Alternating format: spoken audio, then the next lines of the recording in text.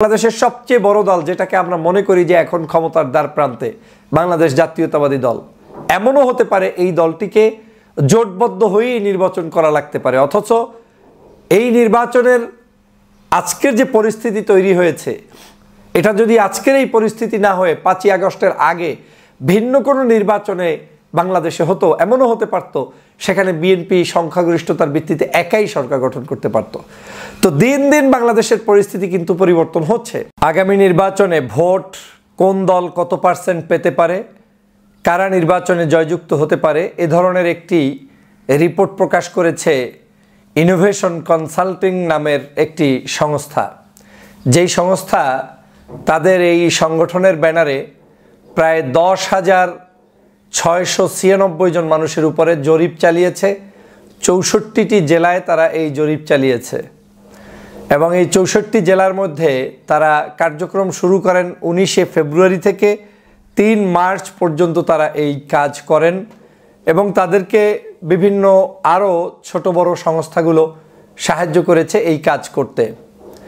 তারা এই 10,696 জন মানুষের মতামত নিয়েছেন 64টি জেলায় এবং এই 64 জেলায় কে কত পার্সেন্ট ভোট পেতে পারে, কোন দল কিভাবে পেতে পারে, 3 মার্চ পর্যন্ত রিপোর্টে সেটা তারা প্রকাশ করেছে। বাংলাদেশের বৃহত্তম রাজনৈতিক দল বাংলাদেশ জাতীয়তাবাদী দলের ক্ষেত্রে তারা দেখিয়েছে 41.7% ভোট পেয়ে তারা এগিয়ে থাকতে পারে আগামী নির্বাচনে, যদি এখন নির্বাচন হয়। মানে তাদের রিপোর্টটা হচ্ছে আজকের নির্বাচন যদি হয় তাহলে আজকে হলে এই পরিস্থিতি যে 41.7% ভোট পাবে বাংলাদেশ জাতীয়তাবাদী দল।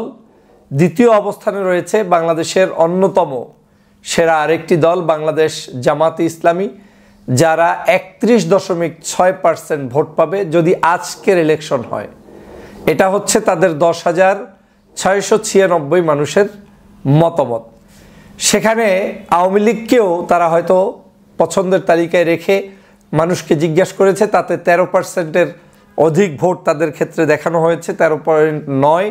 এবং নতুন যে রাজনৈতিক দল আসবে সেই দল নাগরিক পার্টি এনসিপিকে দেখানো হয়েছে 5.1% এবং জরিপের ফল অনুযায়ী ইসলামী আন্দোলনকে দেখানো হয়েছে 2.6%, জাতীয় পার্টি 1%, গণ অধিকার পরিষদ 0.5%, গণসংহতি আন্দোলন 0.2% এবং অন্যান্য 3.3।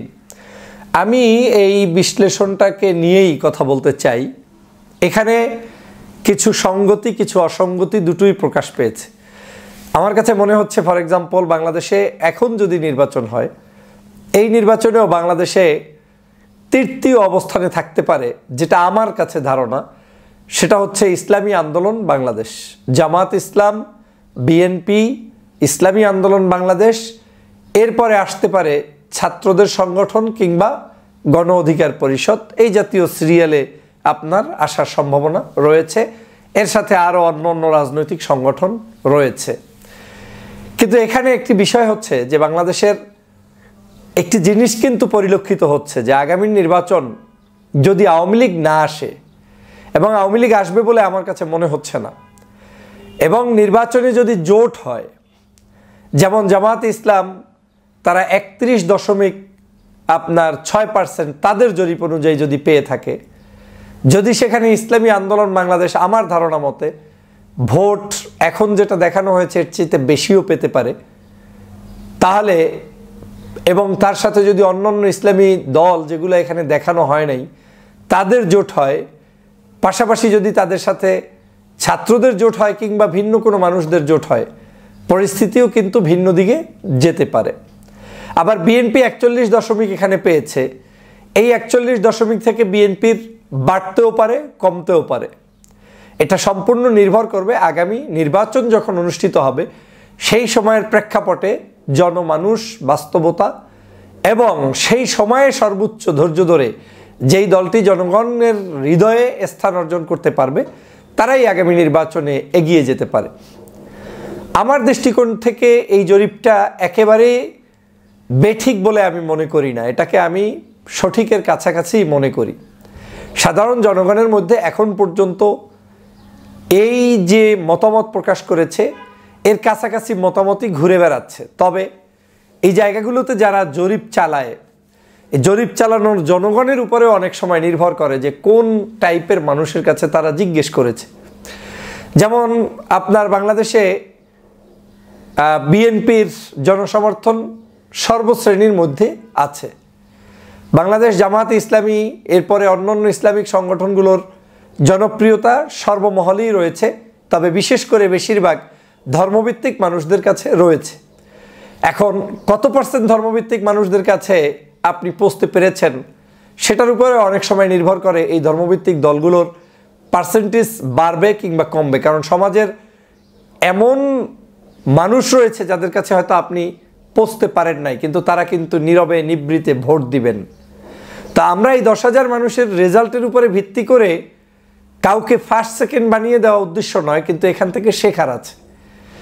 আগামী নির্বাচন যে খুব হাড্ডাহাড্ডি লড়াই হচ্ছে তাতে কোনো সন্দেহ নাই, এবং শক্তিশালী জোট যদি কেউ গঠন করতে পারে, সেই জোট যে অন্য আরেকটা জোট হবে, এই দুই জোটের মধ্যে যে পাল্লাপাল্লি হবে কোনো সন্দেহ নাই। এবং জোট যে হতে বাধ্য সেটা কিন্তু আজকের এই জরিপ প্রমাণ করছে। যেমন জামায়াত ইসলামের সাথে যদি জোট করে ইসলামী আন্দোলন বাংলাদেশ, যেটা ইতিমধ্যে আমরা শুনতে পাচ্ছি, দেখতে পাচ্ছি, তারপরে তাদের সাথে কওমি ভিত্তিক মাদ্রাসার জোট হতে পারে।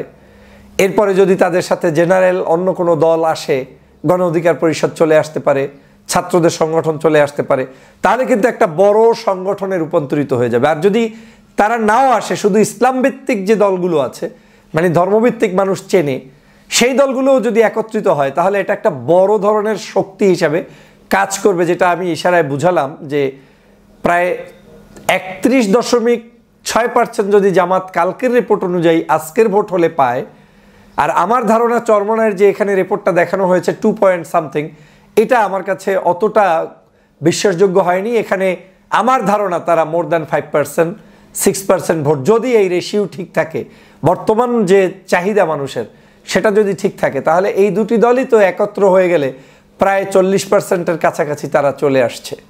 এর সাথে অন্যান্য ইসলামিক দলগুলো যদি আবার এক হয়ে যায়, তাহলে কিন্তু তারা আরও ভালো রেজাল্ট করবে। তখন কিন্তু অন্যদের পার্সেন্টেজ থেকে কমতে হবে, কমে যাবে। এবং আওয়ামী লীগ যখন থাকবে না, এই আওয়ামী লীগের ভোটগুলো কোথায় যাবে সেটা নির্ভর করবে স্থানীয় মানুষের নিরাপত্তা, শান্তি, আরাম, ভালো থাকা, এই সব কিছুর উপরে ভিত্তি করে। যেই নেতা যেখানে মামলা, হামলা, হত্যা, নির্যাতন, জুলুম, অত্যাচার করবে না, সেরকম নেতাকেই হয়তো নিরিবিলি টাইপের আওয়ামী লীগ যারা, তারা বেছে নিবে। তো ভোটের সমীকরণ কিন্তু সেই দিক থেকে চিত্র চেঞ্জ হয়ে যেতে পারে। কিন্তু এটা সত্য যে বাংলাদেশে আগামী নির্বাচনে কেউ কোনোভাবে এককভাবে ক্ষমতায় যে আসতে পারছে না, তার নিদর্শন এই রিপোর্টটাতে প্রকাশ পেয়েছে। এই রিপোর্টটা যদি আগামী 3 মাস পরে আবার করা হয়, তাহলে দেখা যাবে যে আরও কোনো চিত্র চলে আসতে পারে। যেমন বাংলাদেশের সবচেয়ে বড় দল, যেটাকে আমরা মনে করি যে এখন ক্ষমতার দ্বার প্রান্তে, বাংলাদেশ জাতীয়তাবাদী দল, এমনও হতে পারে এই দলটিকে জোটবদ্ধ হয়েই নির্বাচন করা লাগতে পারে। অথচ এই নির্বাচনের আজকের যে পরিস্থিতি তৈরি হয়েছে, এটা যদি আজকের এই পরিস্থিতি না হয়ে 5ই আগস্টের আগে ভিন্ন কোনো নির্বাচনে বাংলাদেশে হতো, এমনও হতে পারত সেখানে বিএনপি সংখ্যাগরিষ্ঠতার ভিত্তিতে একাই সরকার গঠন করতে পারত।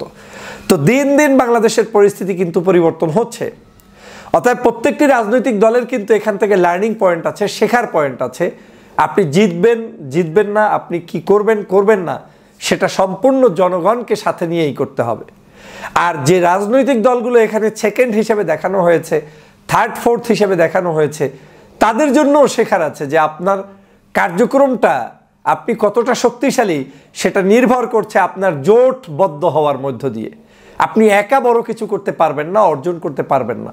বরং আপনি যদি জোটবদ্ধ হয়ে সবাই মিলে সম্মিলিত চেষ্টা করেন, তাহলে দেখা যাবে যে জনগণের সঠিক মতামতের ভিত্তিতেই একটি আগামীর নতুন সরকার আমরা পেতে পারি।